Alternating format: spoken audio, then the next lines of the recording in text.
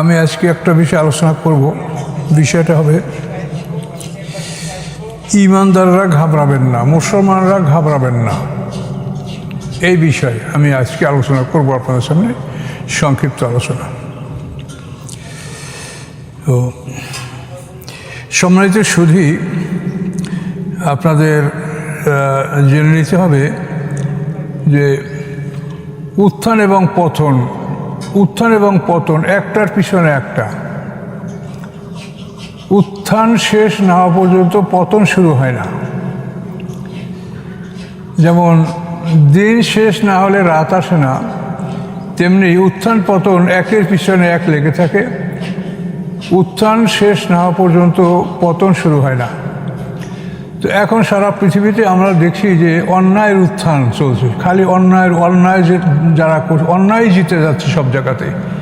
এতে আমরা মুসলমানরা ঘাবড়িয়ে যাওয়াটাই স্বাভাবিক, যে সব জায়গায় অন্যায় জয়যুক্ত হচ্ছে, তাহলে আমরা পৃথিবীতে কীভাবে থাকব। কিন্তু আমাদের এক্ষেত্রে আরও ধৈর্য ধারণ করতে হবে, যেহেতু অন্যায়ের উত্থান চলছে। এখন এই উত্থানটা শেষ না হওয়া পর্যন্ত তাদের পতন শুরু হবে না। কাজে এই জন্য অন্যায়ের উত্থান আরও কত দূর যাবে সেটা তো আল্লাহ ছাড়া আমরা কেউ বলতে পারি না। আমাদের ধৈর্য ধারণ করতে হবে। তো এই জন্য মুসলমানরা ঘাবড়াবেন না।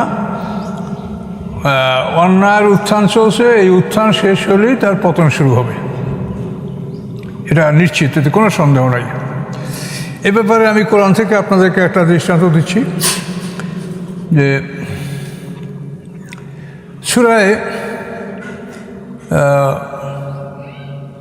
মায়েদার মধ্যে, সূরা মায়েদার 3 নম্বর আয়াতে আল্লাহ তাআলা ঘোষণা করেছেন আল-ইয়াওমা আকমালতু লাকুম দীনাকুম। এই 3 নম্বর আয়াতটা বড়, শেষের অংশে এই কথাগুলি আছে। আল-ইয়াওমা আকমালতু লাকুম দীনাকুম ওয়া আতমামতু আলাইকুম নি'মাতি ওয়া রাদিতু লাকুমুল ইসলাম দীনা। এই আয়াতটা বিদায় হজের দিন নাজেল হয়েছিল। এটা খুব একটা শুভ সংবাদ, যে আল্লাহ ঘোষণা দিলেন যে আজকে আমি তোমাদের দিনকে পূর্ণতা দান করেছি, নিয়ামতের সমাপ্তি করেছি। এটা শুভ সংবাদ, যে আমরা মুসলমান আনন্দিত হবে যে দিন পূর্ণতা লাভ করেছে। কিন্তু বিদায় হজের মুহূর্তে আরাফাতে এই আয়াতটা নাজেল হয়েছে। কিন্তু এই আয়াত শোনার পরে একমাত্র ওমর ফারুককে দেখা গেল যে তিনি কাঁদছেন।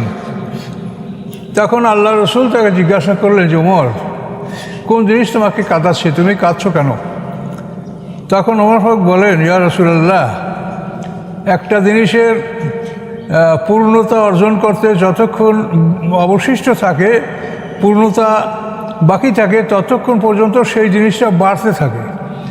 আর যদি পূর্ণতা সম্পূর্ণ অর্জন হয়ে যায়, তখন আর ওই জিনিসটা, ওই ভালোটা, ওটা আর বাড়ার কোনো আর স্কোপ থাকে না, ওটা আর বাড়তে পারে না, তখনই তার পতন শুরু হয়। তো আমাদেরকে আল্লাহ ঘোষণা দিচ্ছেন দিন পূর্ণতা লাভ করছে, এখন এই দিনের সামনে আর বাড়ার কিছু নাই, এখন দিনের সামনে ধীরে ধীরে পতন শুরু হবে।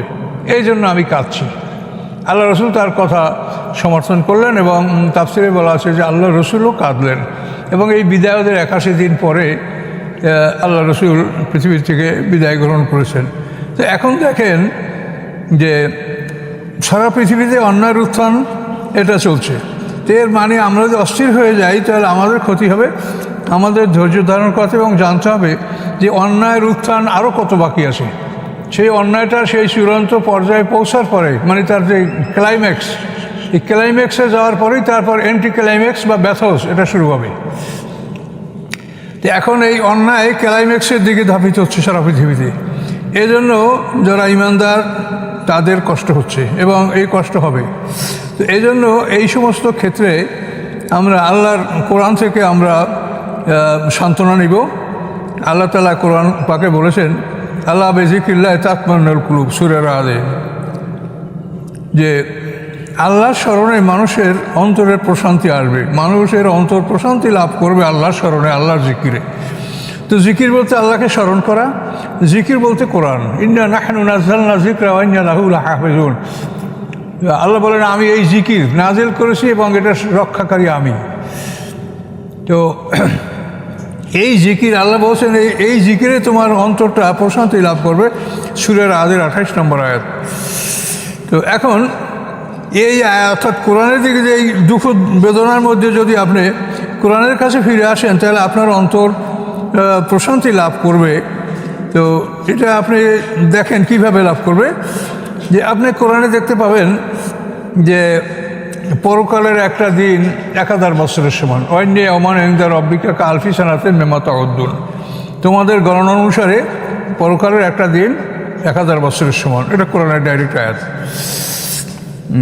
এরপরে আপনি এখন এখান থেকে হিসাব করেন, যদি একটা মানুষ পৃথিবীতে 62.5 বছর থাকে, তাহলে সে পরকালের তুলনায় 1.5 ঘন্টা হায়াত লাভ করলো।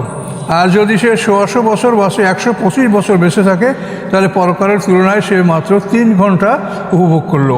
তাহলে এই তো পৃথিবীর সময়। এই জন্য এই পৃথিবীকে আল্লাহ তাআলা বলছে এটা তো খেলাধুলার মতো একটা সময়।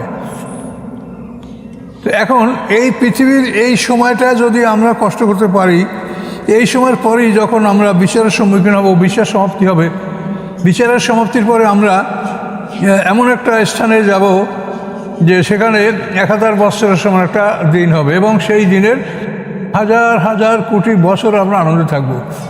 একটা দিন 1000 বছরের সমান, একটা সপ্তাহ 7000 বছরের সমান, একটা মাস 30,000 বছরের সমান, একটা বছর 3,65,000 বছরের সমান। এরকম একটা দিন আমাদের সামনে আছে, যেটা আল্লাহ কোরআনে বলেছেন। এখন আমাদের মনটা কেমন, কিভাবে শান্তি লাভ করবে, এই আল্লাহর কোরআনে দেখেন। এখানে একটা আপনি শান্তি পাচ্ছেন যে আমরা এই পৃথিবীতে যদি কষ্টেও সময়টা কাটাই, তাহলে আমাদের সময়টা হবে মাত্র পরকালের তুলনায় 62 বছর বছর 1.5 ঘন্টা, 41 বছর 8 মাস বাঁচলে 1 ঘন্টা, কাজে এভাবে 100 বছর বাঁচলে 3 ঘন্টা। এই তো সময়, পৃথিবীর সামান্য সময়। এই সময়টা পার হলেই আমরা আনন্দময় জীবন লাভ করব।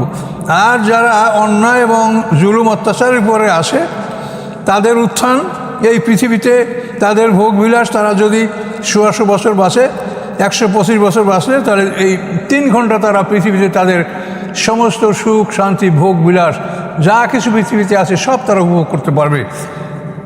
কিন্তু এই সময়টার পরেই তাদের শুরু হবে জিজ্ঞাসাবাদ, এবং এই জিজ্ঞাসাবাদে তারা যখন পরাজিত হবে, এবং অবশ্যই তো হবে যে যেহেতু তারা আল্লাহকে মানে একাত্মবাদকে স্বীকার করে নাই, নবী রসুলকে মানে নাই, আসমানি কিতাবকে মানে, তারা শাস্তির সম্মুখীন হবে। তো এখন আল্লাহ তাআলা তাদেরকে শাস্তির ব্যাপারে তো কত কথা কোরআনে আসে, তো আমি ইতিপূর্বে অনেকের ভিডিও আছে, আপনারা দেখবেন। তো আজকে এতটুকু বলছি, আল্লাহ তাআলা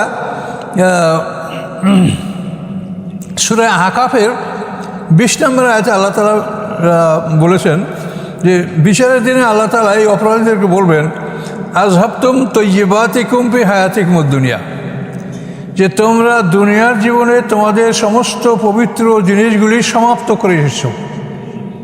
ভোগ বিলাস সুখ শান্তি, মানে তোমাদের দাম্পত্য জীবন, যৌন চাহিদা, খাদ্যের চাহিদা, আরাম আয়েশ, পৃথিবীতে যা কিছু আছে, তোমরা পৃথিবীর সমস্ত উত্তম বস্তুগুলি তোমরা তোমাদের দুনিয়ার জীবনে সমাপ্ত করে এসেছো। তোমাদের জন্য কিছুই নাই এখন জাহান্নাম ছাড়া।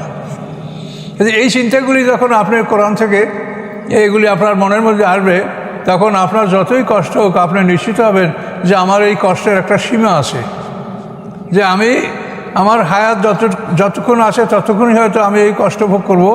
এই কষ্টের পরেই আমি আল্লাহর সান্নিধ্যে যাব, এবং তখন আমি অনন্তকালের জন্য আমি সুখ পাবো। কাজে এই জিনিসগুলিতে আপনার মনের একটা প্রশান্তি নিয়ে আসবে। তাই আল্লাহ বলেন যে আমার স্মরণ, তোমরা যখন বিপদে পড়ো তখন তোমরা আমার স্মরণ করো, এবং আমাকে স্মরণ করো, এবং আমার কোরআনকে দেখো, তাহলেই তোমাদের অন্তরে প্রশান্তি ফিরে আসবে। কাজে এই জন্য আর কথাটা আমি বেশি বাড়াচ্ছি না। সারা পৃথিবীতে যে অন্যায়ের উত্থান, এই অন্যায়ের উত্থান যে আরও কত বাকি আছে সেটা আল্লাহ ছাড়া কেউ জানে না। এই জন্য জুলুম অত্যাচারের মাত্রা পৃথিবীতে আরও বাড়বে। বাড়তে বাড়তে যখন এটা চূড়ান্ত হয়ে যাবে, তখন আবার এটা কমতে শুরু করবে। ক্লাইম্যাক্সের পর ব্যথস আসবেই। কাজে এই জন্য আমি সারা দুনিয়ার মুসলমানদেরকে অনুরোধ করব যে আল্লাহ যা বসে তাই শোনেন। এটা কোনো আমার কথা না বা কোনো ব্যক্তির কথা না, যে এই পৃথিবীতে এভাবেই সব কিছু হচ্ছে। একটা জিনিসের উত্থান শেষ হয়, তখন আবার তার পতন শুরু হয়, আবার পতন শেষ হলে আবার উত্থানের সূচনা হয়। কাজে এভাবে এই পৃথিবীতে হবে। এই হতে হতে পৃথিবী একবারে সমাপ্তে পৌঁছাবে। যেমন পৃথিবীটা তো নির্দিষ্ট সময়ের জন্য এই পৃথিবীকে সৃষ্টি করা হয়েছে, এই পৃথিবী তো অনন্তকালের জন্য সৃষ্টি করা হয়নি। তো আসুন আমরা এই কথাটা স্মরণে রাখি যে আমরা বিপদে ধৈর্যহারা হব না, অস্থির হব না, মন খারাপ করব না। আমরা আল্লাহর কোরআনে নিবিড়ভাবে আল্লাহর কোরআনের দিকে মনোযোগ করব, তখন আমরা নিশ্চিত হব যে আমাদের এই কষ্টটা এটা থাকবে না, এটার একটা সমাপ্তি আছে। কিন্তু আজকে পৃথিবীতে যারা অন্যায় অত্যাচার করে বেড়াচ্ছে তাদের সময়ও খুব সামান্য, 100 বছর বাঁচলে পরকালের মাত্র 3 ঘন্টা, এরপরেই তারা কঠিন সময় তাদের সামনে আসবে। কাজে এই জন্য আপনি মনে যতই কষ্ট হোক, আপনার সামনে যেহেতু আলো, সামনে যেহেতু আপনার বিজয়, সামনে যেহেতু আপনার আনন্দ আছে, কাজে এই কথাগুলি স্মরণ করে আপনি পৃথিবীতে ধৈর্য ধারণ করবেন এবং কষ্ট করে জীবনযাপন করবেন। কখনও আল্লাহর কোনো ফয়সালার পরে অসন্তুষ্ট হবেন না এবং বলবেন না যে আল্লাহ কেন সাহায্য করে না বা আল্লাহ কেন এগুলা করে না, এ ধরনের কিছু বলতে যাবেন না। আল্লাহ সব কিছু দেখেন, তিনি সব কিছু দেখেন, তার দৃষ্টির বাইরে একটা চোখে একটা গাছের পাতা পড়ে না, কাজে তিনি সব দেখেন। আমাদের অবস্থা কি, এগুলি সব তিনি পর্যবেক্ষণ করছেন, কিন্তু তার ইচ্ছা তিনি আমাদেরকে যে সময় দিয়েছেন এই সময়টা আমরা পার করব এবং যে কোনো বিপদে আমরা আল্লাহর কোরআনকে স্মরণ করব, কোরআনকে সামনে রাখব। এবং এই কোরআনের বিপক্ষে যারা বিভিন্নভাবে কথা বলে তাদেরকে আপনারা মোটেও তাদেরকে আপনারা অ্যালাউ করবেন না, তাদের কথা কখনো কান দেবেন না। কোরআনের বিপক্ষে সারা পৃথিবীতে ষড়যন্ত্র চলছে যে মানুষকে কোরআনের থেকে দূর করতে পারলেই আমাদের শত্রুরা জয়যুক্ত হবে। এই জন্য বিভিন্নভাবে কোরআনের বিপক্ষে অনেক বড় বড় আলেম ওলামাও কোরআনের বিপক্ষে কথা বলছে। কাজে এগুলিতে আপনারা ঘাবড়াবেন না, আল্লাহর কোরআনই সবচাইতে বড় আশ্রয়। এবং আল্লাহর কোরআনই যেটা আল্লাহ বলছেন, আল্লাহ বিযিকরিল্লাহি তাতমাইন্নুল কুলুব, মানুষের অন্তরের শান্তি কোরআনের মধ্যে নিহিত আছে। কাজেই আপনারা এই কোরআনের সাথে লেগে থাকবেন।